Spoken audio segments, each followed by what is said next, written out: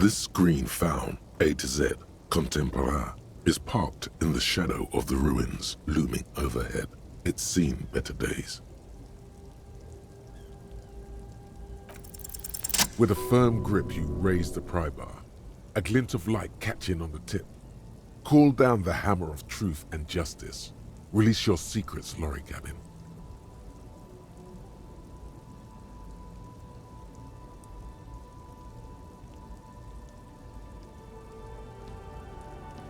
The window shatters and droplets of glass fly everywhere, shattering over the lorry floor and pavement. Subtle.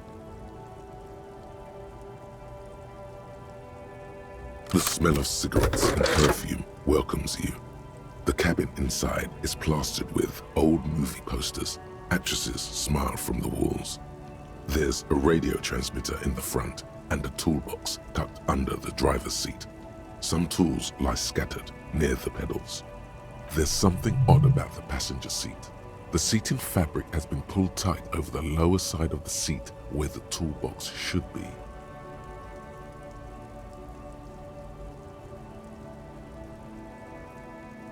These are movie posters featuring starlets from long-forgotten films from the 20s, the teens, even the 90s of the last century. One of them particularly catches your eye, a centerfold of an ingenue attached right above the back seat. There's definitely perfume in the air. It's spicy with a hint of amberette wafting through the bitter air of the cabin. The remnants of a sweet juniper-scented perfume, probably Grenade No. 5. The actress is draped in a sheathed dress, one of her shoulders bared. The faded remains of an autograph run across the poster. She's looking past the camera. Wait, doesn't she resemble someone you know? But you can't put your finger on whom exactly. The actresses and the rear actor all smile you a warm goodbye. A radio transmitter is attached to the dashboard and a toolbox sits under the driver's seat.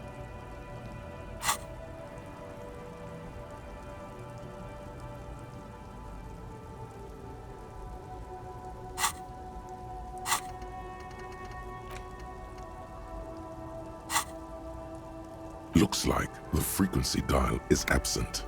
It requires a key to work, but the key has been removed, likely by the missing lady driver. Strange. There are so many radio stations saved here. Must be over 100 at least. No, that's on 78.9. What? I happen to have committed the frequency to memory. I have no problem admitting that.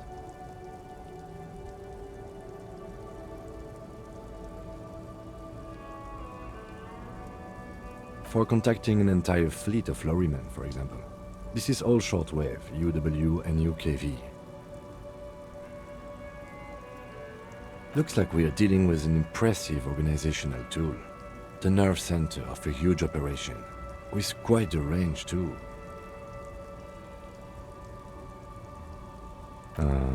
Doesn't look like it. It's completely inoperable without a dial key. The ghostly actresses and the rusty toolbox under the driver's seat, and the oddly bulging seat cover. You wedge yourself under the steering wheel to get a better look. Seems like the few tools lying around here, a hammer, a pair of pliers, a rusty wrench, have been casually thrown there by the disorganized driver. But one odd detail does catch your eye. A piece of sandpaper has been glued to the throttle. Sandpaper adds extra grip. Sandpaper? A novel technique? Yes? Do the honors, he thinks. Connect it yourself. Which means that the missing lady driver was present at the lynching.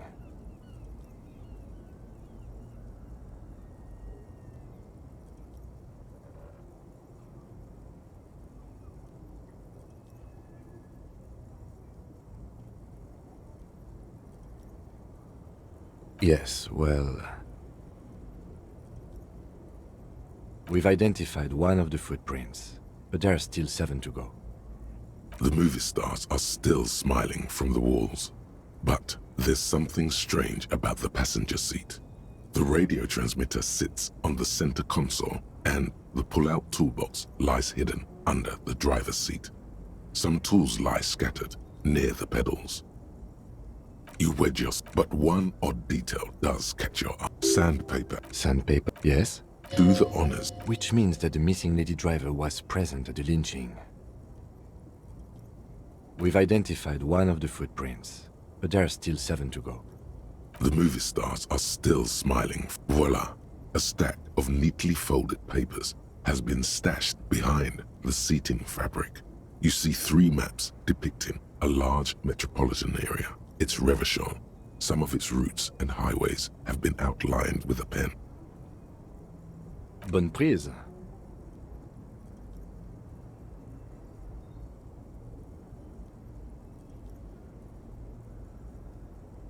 This large map displays the elevated motorway called 881. The intake leading to Martinez is marked with a blue X. There's another X on the off-ramp at a place called the Old South. Toll booths at the intakes are marked with a circle. It looks like there are scant few ways of getting onto the elevated motorway that runs over Jamrock, and this person knows them all. There, hundreds of thousands of motor carriages roar on the 881, high above the mass of brown and red roofs that is Jamrock. The commuters don't even look down. The world ceases to exist outside the windshield.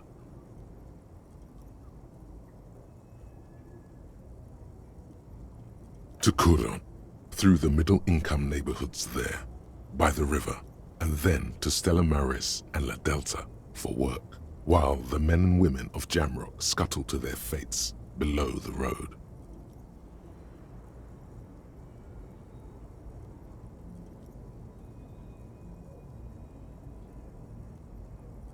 This municipal map from the 30s displays a complex system of storm sewers underneath a sub-district called the Pox, old military hospital, right adjacent to the 41st precinct. No storm will ever drown Revachol, the great solution to the riddle of history. The final map displays a labyrinth of service tunnels left over from the construction of motorway 881. A few routes have been marked with a pen, where the tunnels and sewers surface near the eminent domain and a traffic island in central Jamrock by the lake. It means that the smugglers are secretly using the motorway to transport their goods and materials. They've infiltrated East Motor Tract, most likely. The RCM patrols most of these auxiliary roads, though apparently not all of them. Hard to say. This distribution network looks certainly large, yet still vague enough. It doesn't reveal much about the Besmerti behind it. The Besmerti is a Revacholian crime syndicate. They see themselves as the inheritors of the 14 Revacholian Indo-tribes, but really they're just violent gangs vying for control on the west side of Revachol. With cool names like La Puta Madre and Aura Mazda, it's a dark parody. It's definitely not the Union. They just do some logistics. This operation has spread everywhere in Jamrock. If it's that widespread, then Madre remains the most likely suspect. Here's bad news. There have been attempts at a serious investigation before, but they haven't ended well for those involved. Best not to disturb the scene. I'll have forensics go over the lorry and pick this up later. The stack of maps looks just like before, barely noticeable. The movie stars look silently by, and the pull-out toolbox has a rubber handle, worn from years of use. A metallic drawer slides out from the seat. It's empty, except for a folded newspaper. It's an issue of Périphérique from last Wednesday. A piece of paper falls out from its pages. It looks like an article ripped out from a radio enthusiast magazine. Complex mathematical equations explain the basics of something called the Ulan frequency system. The Ulan frequency system? I've never heard of that before. I know of FM, AM, UKV, but... A pull-out toolkit slides back into its nest. The rest is as it was. Posters, a radio, dust on the windows. You close the rusty old lorry door. Great. I think we got everything. A word, detective? Before we return to Joyce? Alright, we've finished here. Let's quickly debrief and go over what we found, so we don't do it in front of the company rep. Honestly, I'm quite worried by what we've seen so far. The evidence seems to point to a rather extensive and well-organized operation. I'm especially intrigued by that radio transmitter, particularly the sheer number of stations it can connect. Looks like this alleged drug trade casts a wide net. I'm not sure what the Ulan frequencies are all about, but they may hold some significance. Perhaps it's a better way to connect between fleets while avoiding frequency bleed, or maybe it's used to tap into RCM networks. Oh, and the maps we found. They reveal the geographical extent of the operation. Looks like they've used abandoned tunnels and access roads to stay hidden. This is useful info.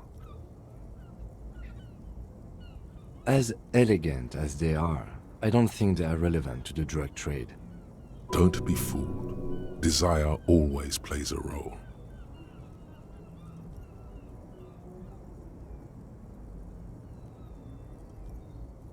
Yes, well... Unimportant.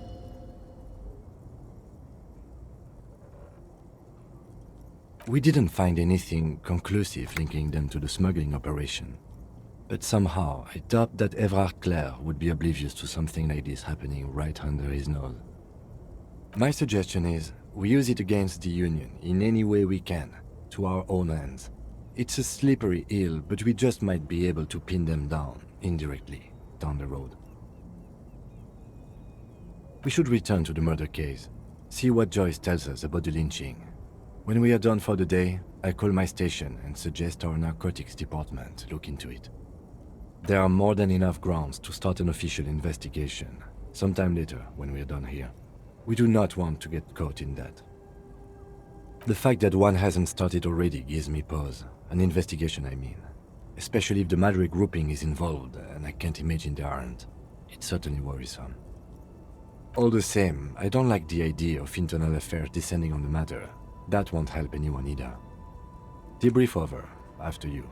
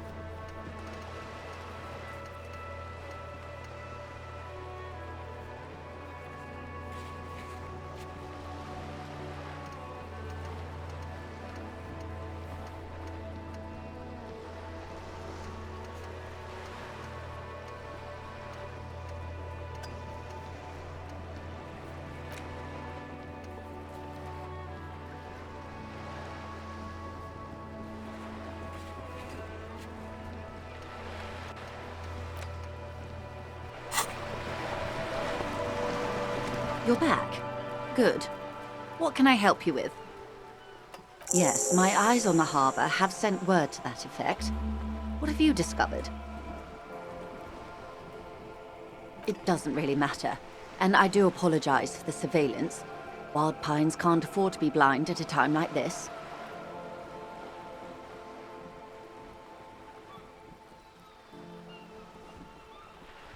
In any case, it's a relief to know someone has looked into it. If I may ask, will there be an official investigation? I assume you discovered there is an operation. The lieutenant is about to interject. Cut him off. This decision should be yours. Exactly. But what?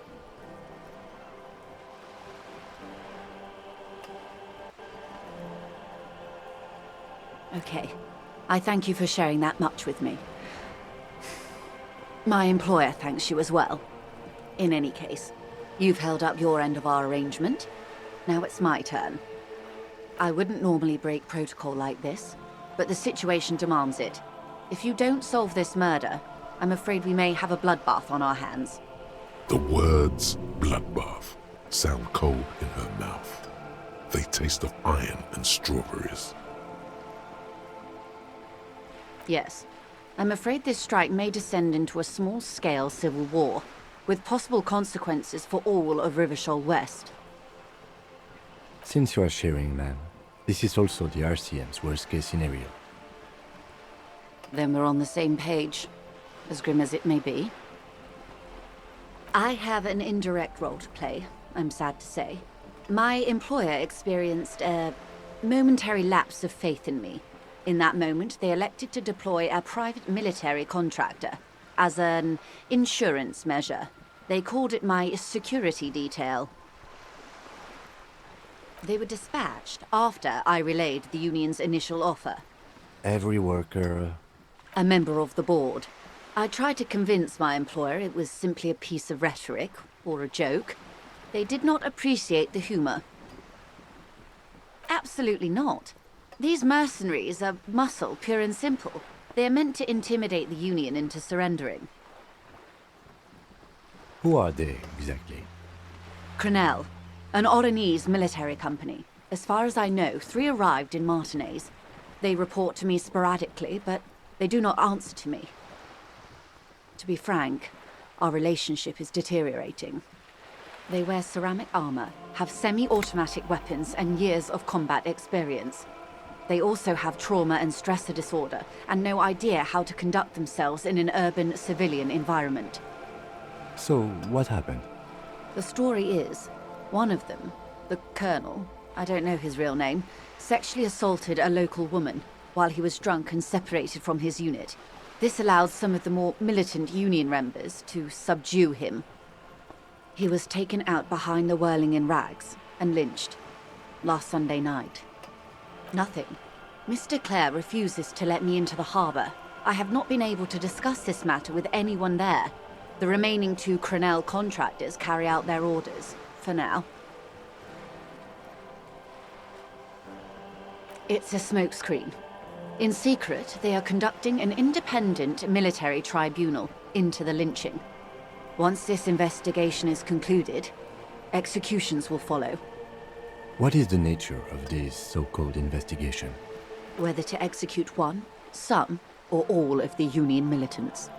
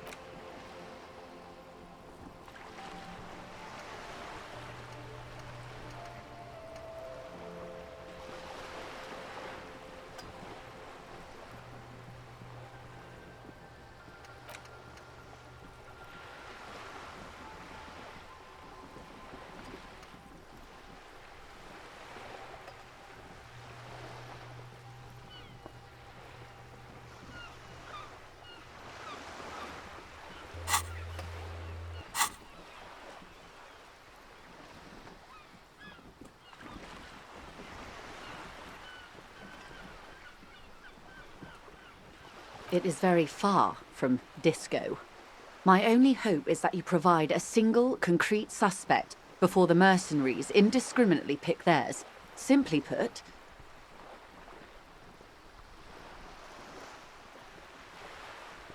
if you don't pin this on someone good, and do it fast, they will identify and execute everyone present at the lynching. This in turn will force the Union to respond. They would have to project strength and power. The Debarders have over 2,000 men. It will be 1,000 to 1. Have you ever seen a Hornet invade a beehive, Lieutenant? It's not pretty. These men work in tandem using semi- and fully automatic firearms. Their armor is virtually impenetrable to muzzle-loaded weapons, even yours. Most Union workers don't have guns at all.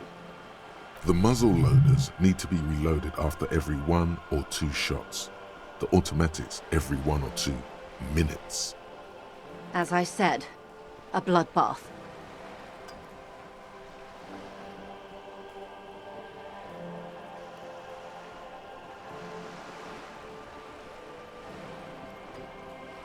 It appears you found it, yes. And I'm not happy for you.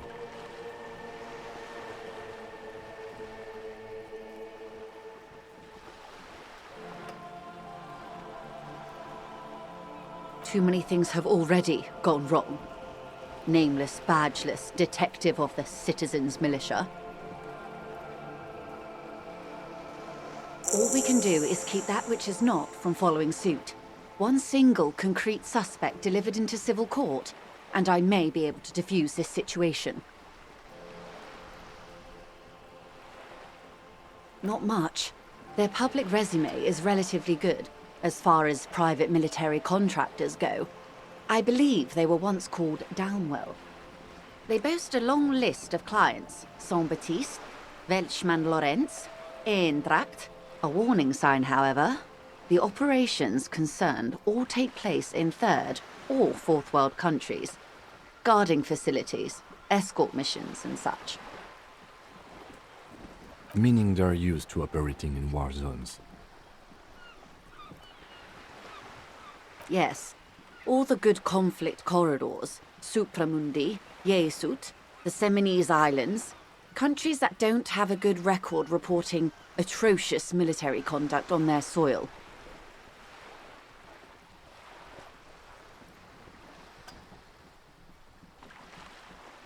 I wouldn't go as far as to use that term, detective.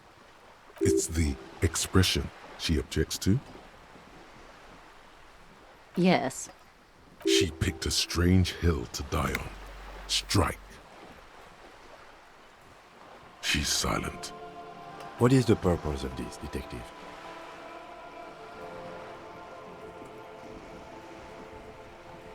Paramilitary death squad is a bit rich. But yes, were it up to me, I would have at least vetted them more thoroughly. Sadly, no.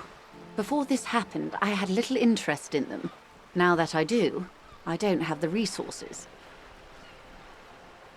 If you still have access to the ICP's database, you could run a better background check than I ever could. It may take some time, though. Do you know a lot about the inner workings of the RCM and the ICP, ma'am? In my line of work, it pays to do your research. I was prepared to deal with the RCM. I did not think I'd be dealing with a group like Crenel. I have, and they will. However, these orders take time to reach what is basically a rogue unit out in the field here. Until they do, it's all on us.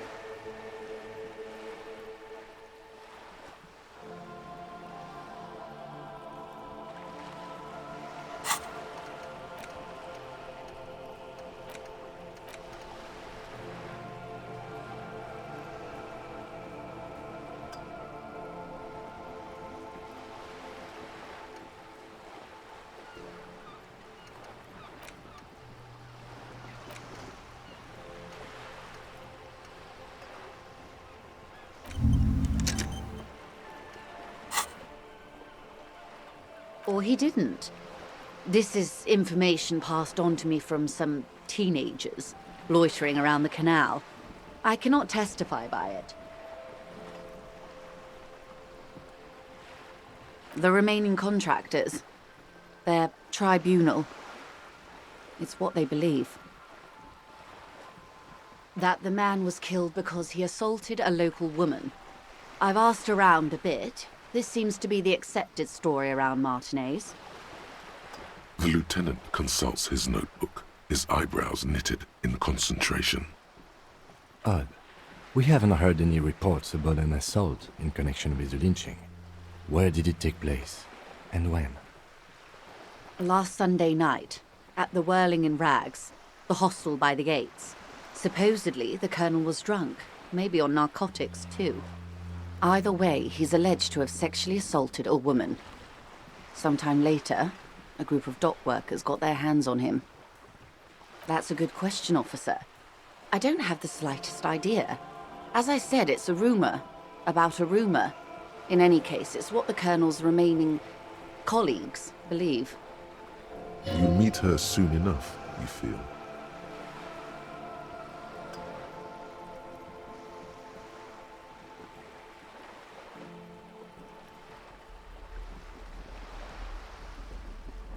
If you mean did I see him alive, yes, but I did not know him.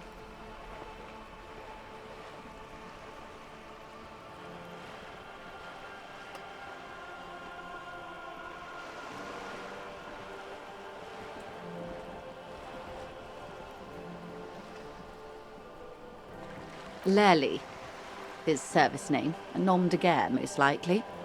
He wouldn't divulge his full name. Only one of them did. A bad sign if there ever was one.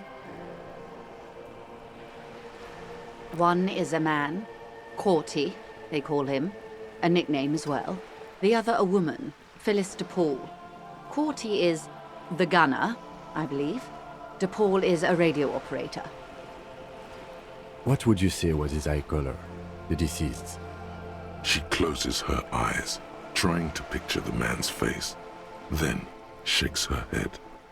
I can't remember. That's all right, then. Anything else? Nationality? What would you say was his age? He was 40. Or 50. It's hard to say which. He had a combat injury on his lower jaw. It made it difficult to estimate his age, or gauge his facial expressions. Indeed, this matches the dental reconstruction we saw on the body. What else? Nationality? Accent? He was, Occidental, I think.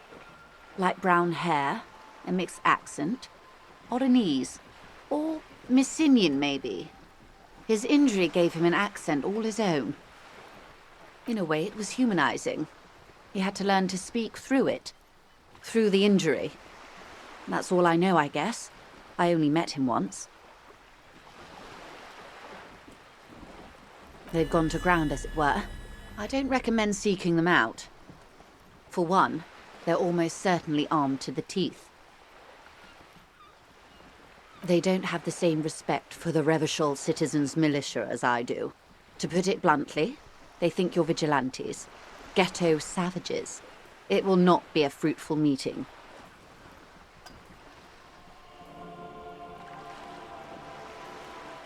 Vigilantes. You're a professional officer of the only legitimate authority in Revachol. Somehow, I doubt that lecturing them on the legitimate use of force will persuade them to stand down.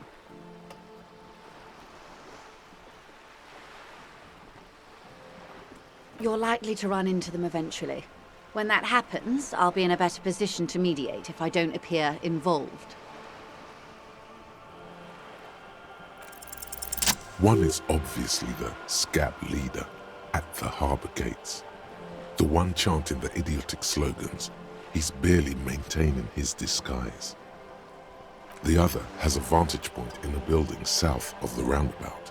They were keeping tabs on you while you were canvassing the lorry drivers.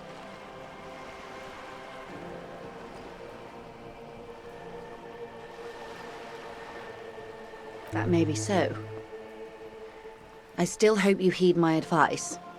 There's no need to kick the hornet's nest. For all your talk of averting this catastrophe, the situation at the gate is a powder keg. Does this not bother you? Of course it bothers me, Lieutenant. But my hands are tied. How would my employer react if it appeared I were intervening on behalf of the Union? Your concern may be appearances. Ours is keeping the peace.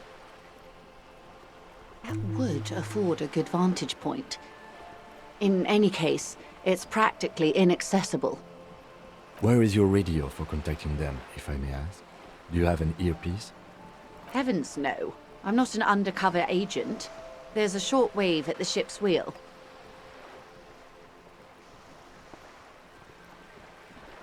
I hope I can answer it better.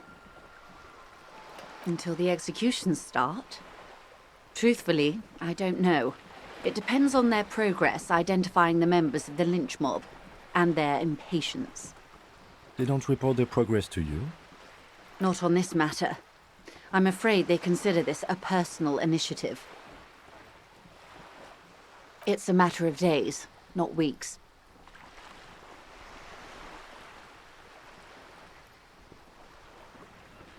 I am sorry to have been the bearer of bad news. If there is anything else I can help you with, please ask. Of course. Excuse my hesitation before. For about half a minute, in silence. She wears fingerless gloves. Her fingernails are cut short and fractured, like those of a working woman. It was taken with a trigette not long ago. This is the man's upper body. There were no more markings on his hands or legs. Her mouth is relaxed. The accordion lines near her mouth vanish. The pearls of her eyes move slowly on the photo's surface. Sorry. I was trying to see if I can read the web of interdependencies between these points. The stars. I can't. But that's how you read this story. The points themselves don't have letters, numbers, anything. Their size, location on the body, and distance from each other tells you what they represent. Close. Port cities. This is an Oronese map of the waterways, a sailor's tattoo worn by wayfarers of the Dolorian century. Over 300 years ago, the sailors would mark their bodies to map their travels. The sailor's soul would use it to fly back home if they should die abroad. This is a sort of contraption to be reeled back in by. The silver cord, they would call it. Quite a few.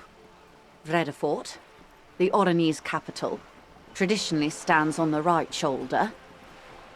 He started somewhere near here, I think. What next? Then he made his way to the Pretto Grande, through what I think must be the Stutz Canal, an artificial channel through the Occident. From the Pretto, he sailed to the Insulindic Ocean, first the Semnes Islands, then this. Revachol. Those are the two constants. Vredefort on the shoulder, and Revachol in the heart. They started the tradition of these maps right after the discovery of Insulinde, at the dawn of the Inter-Islary Age. The old world passing by, and the new world already here.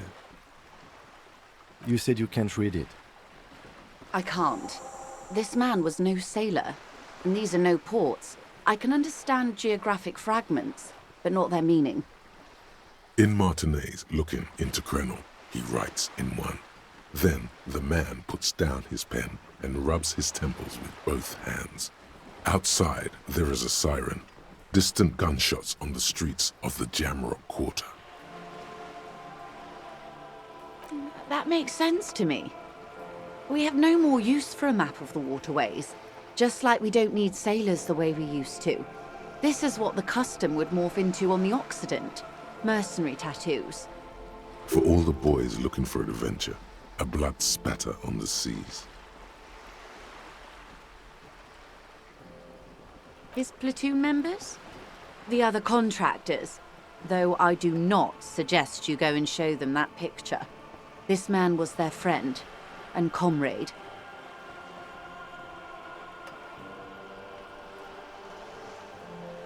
Do what you have to do, Detective. I don't think deciphering that tattoo should come before public security, but if you should wade into the mob to find out, I couldn't stop you. We will be careful, ma'am. Is there anything else I can help you with? Tremble. The time is now. Ta'ola. Time for the show. For Ta'ola. The hallowed time of fear and disintegration. A countdown has begun. All will collapse on itself. The world will disappear into a single grain of blackness. All sound will be muted. All life will scream. Ulogu Theodos, Xeno Zausin, Ipoli Osithien, Echondes Fronisin. Monday morning, the moment you arrived in this reality, are the first crack in the sheer face of God. From you it will spread. Yes, you spoke the words of the Palindropos and the houses of Pericarnassus. Items, people, even words will tumble. All will lose its meaning in the coming years. That is why you marked yourself.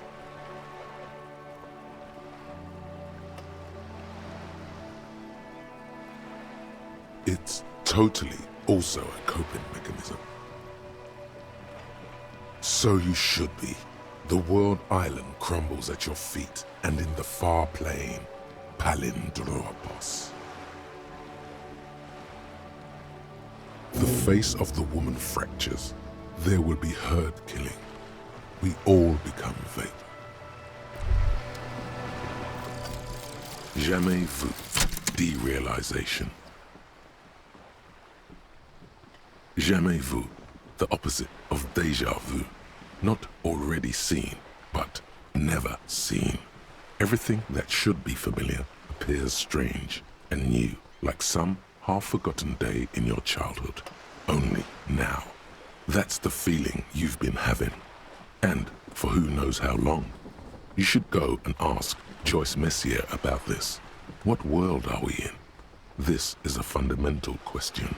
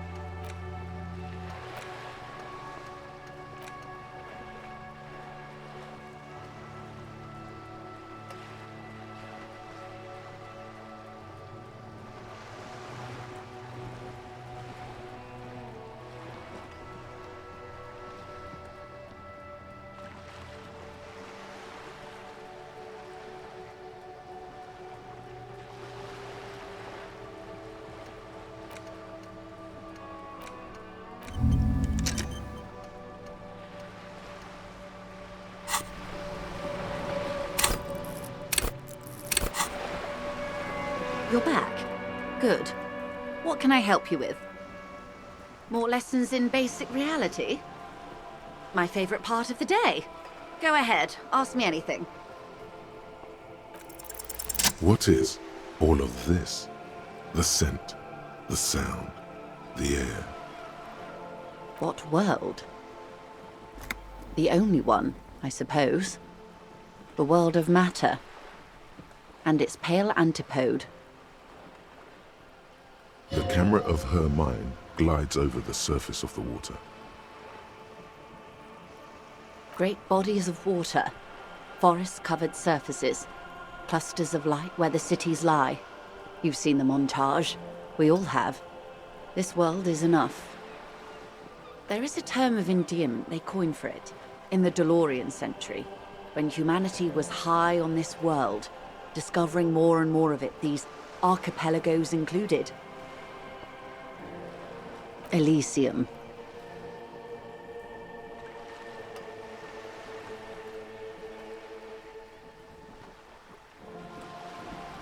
It does. There are those who would call it hell. A term of hatred that originates, like many such things, with the Mesk petro-fascists. Oh, you want a picture of the world? There is no complete set yet, dear. They're having some trouble reaching orbit. Great things are difficult to achieve. For now, we're viewing the world from the inside, sideways. We used to think it was a sphere, but that is beginning to look less and less likely by the day. You wouldn't know it from the tabloids, but the ORG nations have been launching weather balloons into the lower ionosphere since the 30s. ORG, Occident Revachol Grad. There's a steadily increasing trickle of images. Between the big three scientific contributors, they're piecing together a dark grey corona. Yes. Pale covers 72% of the surface. There are grey flares and prominences, even arcs above entire isolas. The images are blurry, but if there was a sphere in there, it certainly looks like it fractured a long time ago. A cold fear seeps into you.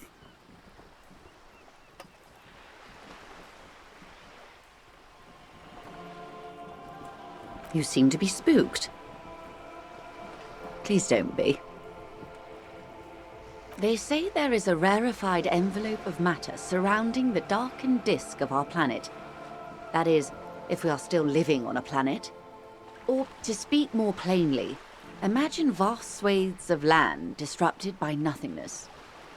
I am sorry, dear. It must sound quite terrifying through the acute encephalopathy. Even scientific positivism isn't entirely convinced about what we're dealing with here.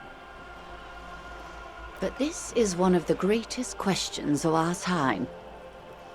Maybe when they get the complete set together, it will jolt us out of our rut, bring us together, however naive it may sound.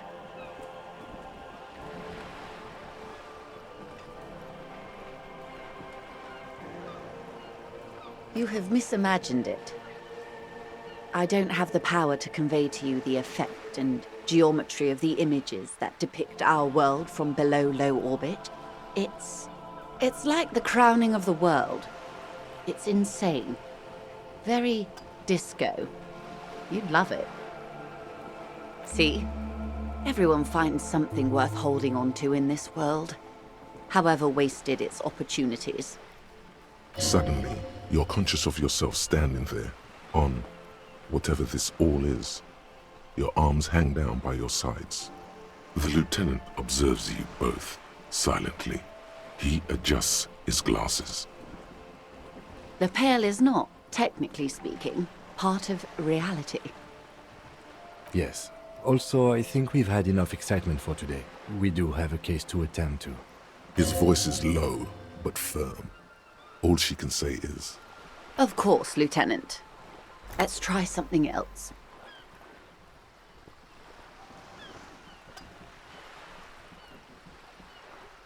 Ma'am, remember you are dealing with a very sensitive and impressionable police officer who is still recovering from a recent medical episode. The Lieutenant's right. Let's change topics. What do you want to know? Anything. you could sneak back later when the lieutenant is not here, unless you can convince him to step aside. Glad to have been of assistance. The little that I know.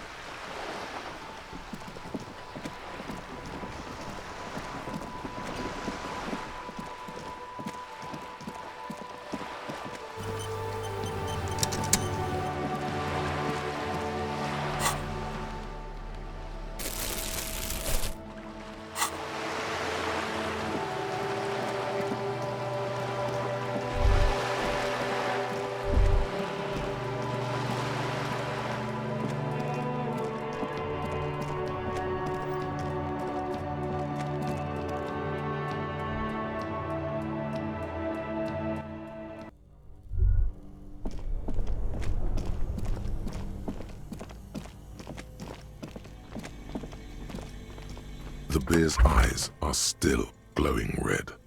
It's guarding over the freezing corpse hidden inside its belly. All right.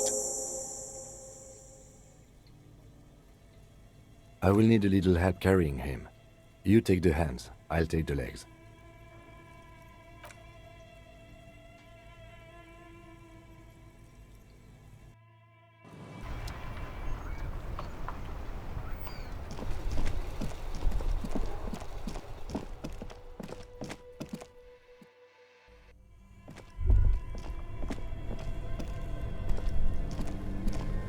This orange machine is buzzing like an old submarine. It has a hand-cranked ice cream churner on top and an electric freezer that appears to be frozen shut.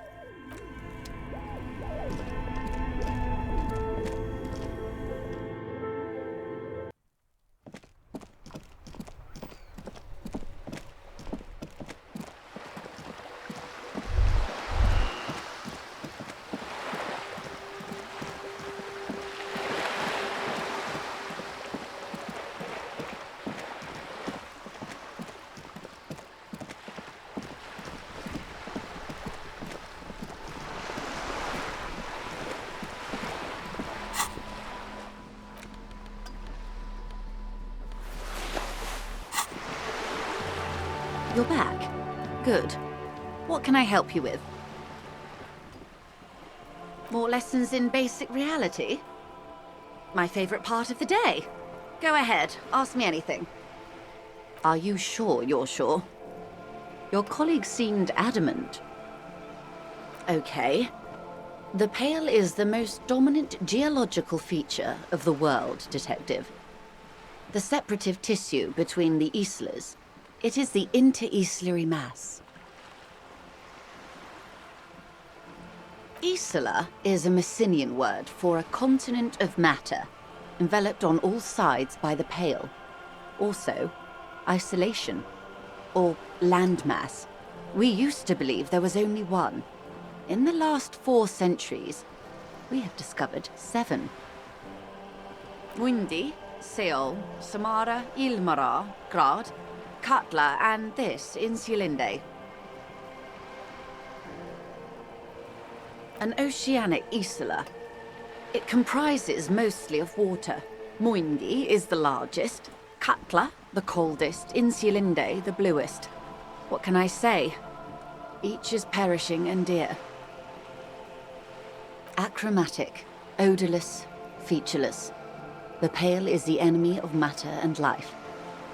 It is not like any other, or anything in the world. It is the transition state of being into nothingness. No, Detective. We're safe. It begins there, 6,000 kilometers to the north, and even more to the south, east, and west. You are in the middle of the Isla. As your gaze instinctively turns north, a small black pit opens up in your stomach. Yes. That is enough.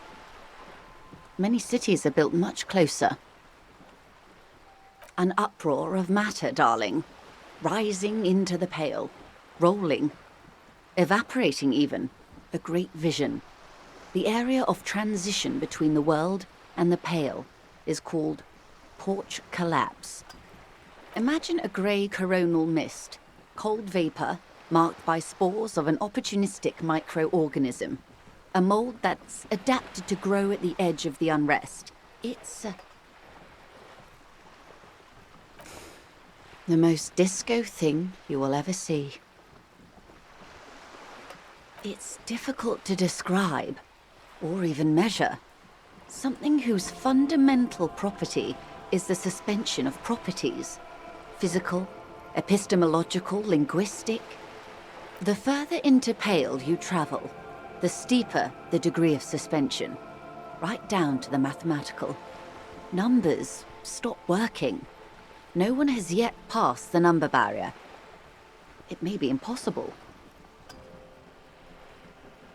Oh, it is so difficult for us. A squall of birds, Hardware operating in the harbor. Firm. Self-evident. It is possible to force dimensions on the Pale. In modern times, we can even compress its latitude, bouncing radio waves from one end to the other, shortening the path. But it is still hard for humans to navigate the Pale without getting lost, or having our minds damaged. Extensively. Some say the damage stems from extreme sensory deprivation. Others argue that Pale somehow consists of past information that's degrading, that it's rarefied past, not rarefied matter. They call it the blend over of the self. The Pale does not only suspend the laws of physics, but also the laws of psychology, maybe history even. The human mind becomes over-radiated by past. It feels terrible. Absolutely terrible. International standards strictly limit civilian travelers to 6 days of Pale exposure per year. It's more for her. Way more. No, nameless detective of the Citizens Militia. I am a member of the Electrochemistry business class. I'm cleared and trained for 22 days of Pale transit annually.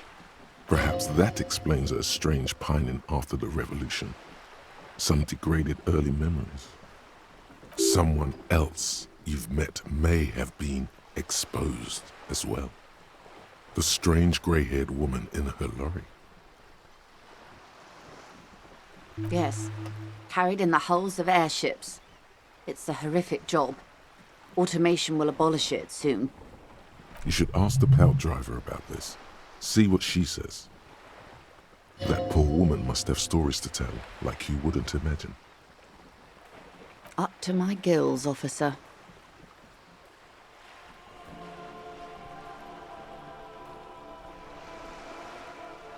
Electrochemistry is the scientific study of the Pale, or a recent iteration of it by way of grad. The study of the Pale reaches back 6,000 years. The Pericarnassians called it the Western Plain. There are signs of pre-modern crossings. Successful navigation of the Pale relies not just on technical know-how, but intensive psychological preparation. Some of these tactics have been known for thousands of years.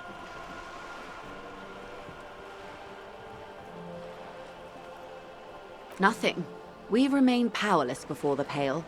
The only real advance in Pale transit is the speed with which an aerostatic craft can pierce it. Less exposure leads to less effects later. Hybrid airships, detective. Conventional rotors or jet engines no longer add velocity after the point of reference for motion is suspended, once you've crossed from near Pale to far Pale. In essence, we throw them in and they come out the other end, if we throw them precisely. Then they don't. Gone, like a skipping stone beneath the surface. The Pale outweighs reality 2 to 1. There is more Pale than there is matter, and the ratio is slipping. What do you think, detective?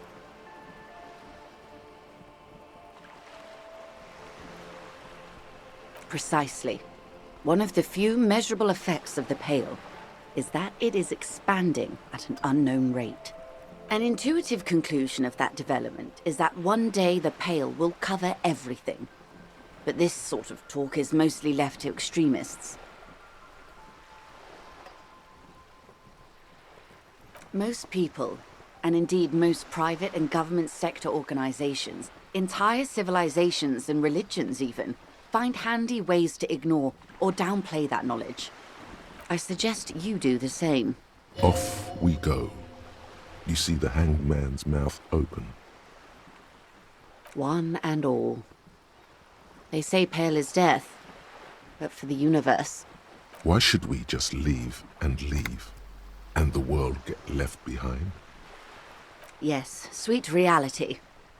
But before we do, tell me, detective, is this the first time you're hearing this? Do you really not remember anything?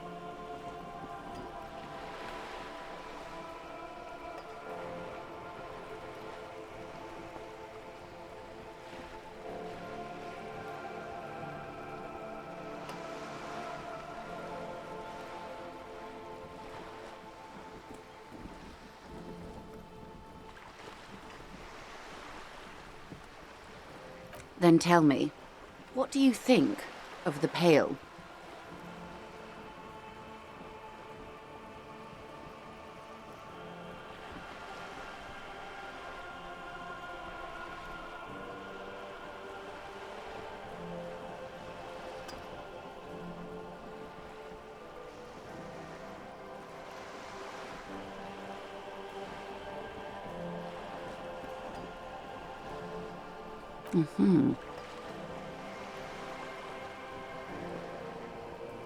You really didn't know. This does not spell good for the investigation, Detective. If you don't know even this, then...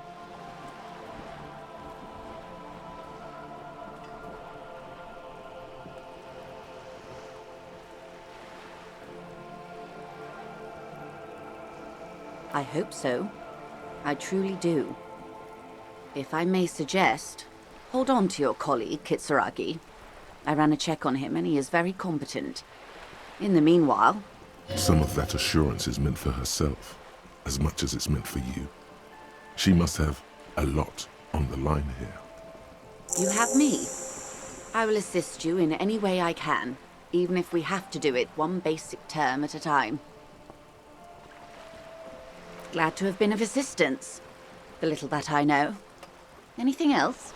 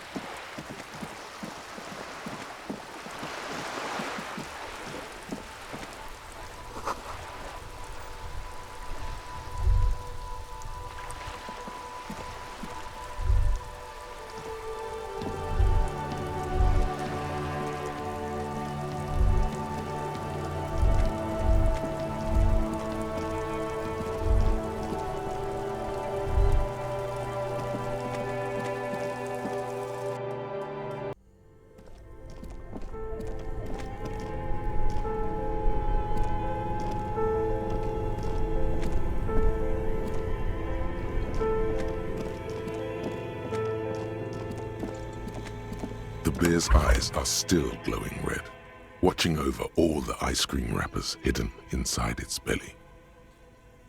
A friendly cartoon bear smiles back at you from a glossy cellophane wrapper.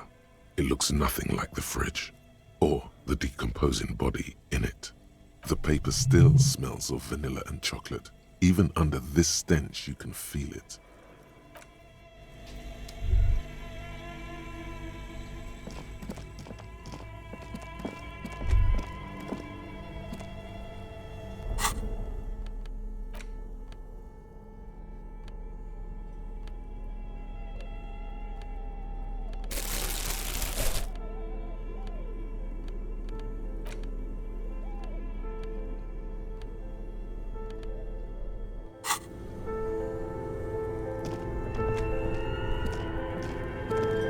This orange... Two cables are plugged into the breaker box. The red one leads to the ice bear fridge, and the black one to the ice cream maker nearby. An electric sizzle. The room is slightly quieter now. Something close to you dies with a soft electric purr.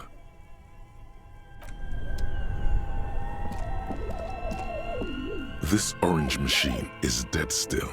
It has. You slip your fingers under the frozen lid. If you want to try again, then you need to have the pry bar in your hand, Detective. Equip the pry bar.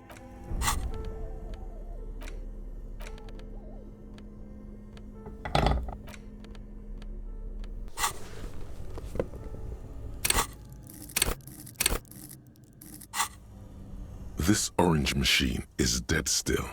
It has a hand crank.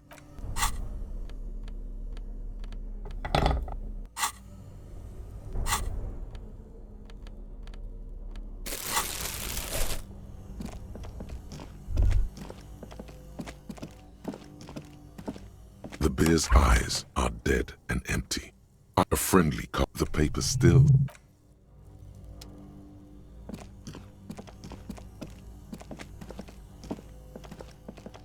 The bear's eyes are dead and empty. Ice inside the fridge, slowly melting. The power has been cut off.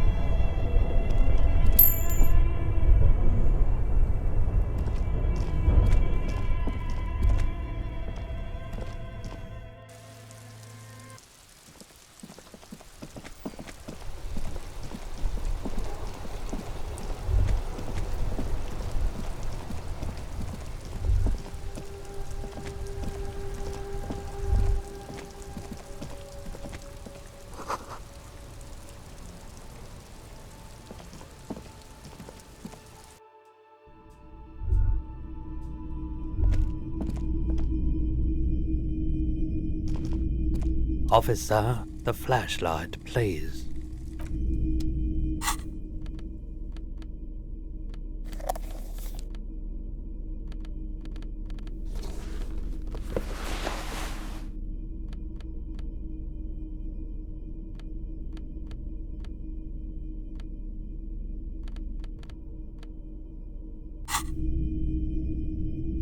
Hello, hello. Let me know if I can help you with anything. The Coldima Madakwa.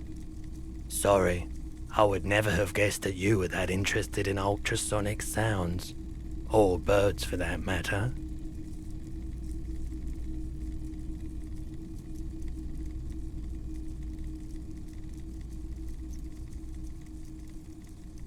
How interesting.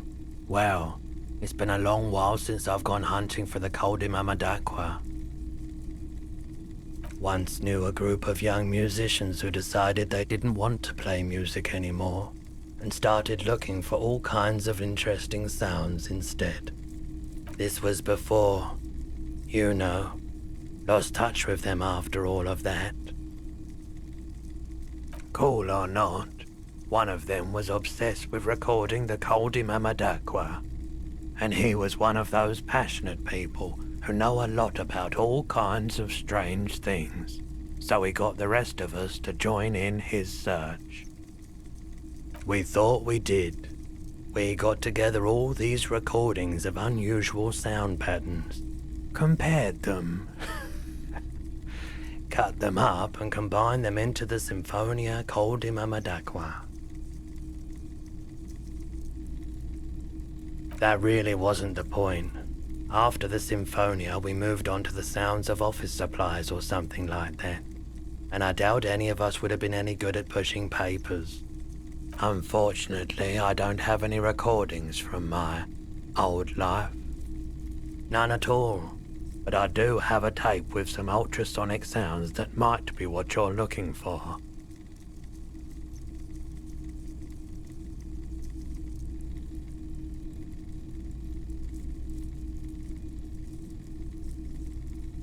This recording comes from down the coast. Wasn't looking to record anything specific. Just left a recording device there one morning. Keep in mind, I have to slow this one down enough to make sounds well over 200 kilohertz audible to the human ear. It will be strange. As the hum grows louder, modulating but always unnaturally uncomfortably low, like it's coming not from the speakers, but also from inside your chest. Breathing is becoming difficult. Not good, not good. You're about to start suffocating. You have to stop this. There's a growing sense of dread. The sound is coming from inside you, but also surrounding you. It feels as though someone is standing just outside of your range of vision and watching you, doing this to you. He nods to you, reassuringly, just as more diverse, higher-pitched sounds, some random, some appear appearing to form patterns hit your eardrums. Gulls and skewers. But shh. That's it. The signal in the noise. The thin whisper. A low range of sounds is easier to handle with a focal point, but still troubling. You are mesmerized by the sounds, but also feel nausea welling up as the motif continues, then begins to recede, dissolving in what must be the sound of water lapping at the bank. You know, now that I've listened to it on these new speakers, it's not the Col de Mamadaqua. Wrong patterns, wrong photons. Probably some insect trying to sing higher than its predators can hear. Still, fascinating, aren't they? Early morning sounds. Sure, let me have a look.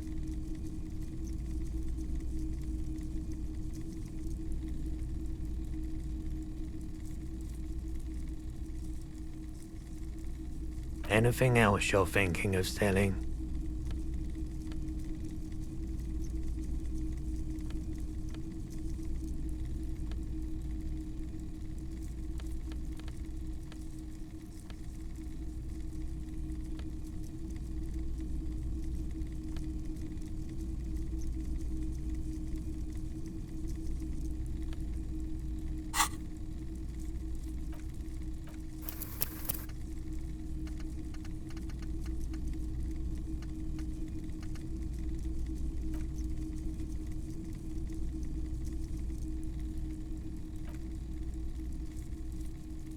Another time, perhaps.